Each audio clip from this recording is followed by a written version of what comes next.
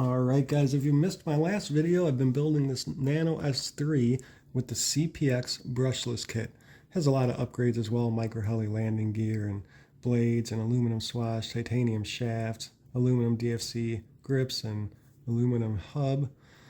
I think that's about it for the upgrades. It's got a solid, slightly longer tail boom as well.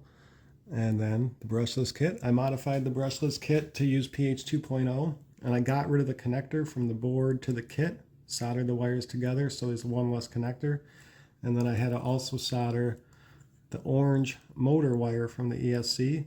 The CPX had a different plug. So I had to connect it to a plug off of an old S3 motor, the white wire to the orange, and I got it plugged in right there.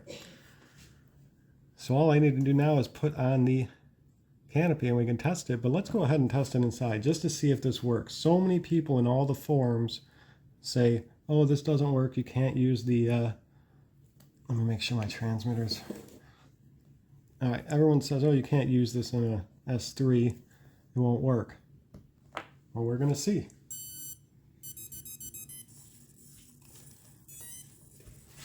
All right, so let me see, I might have to put this up so I can hold it safely. All right, we're gonna try all the modes. We're in the green mode first. I've got this just stock setup, stock settings, green mode. Oh, yeah. Works in the safe mode. Blue stability mode. And then if this works, it will. I'm going to flip it into the red 3D mode once it's spun up a little bit.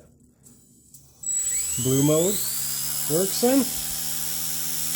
Now we're in 100% 3D mode.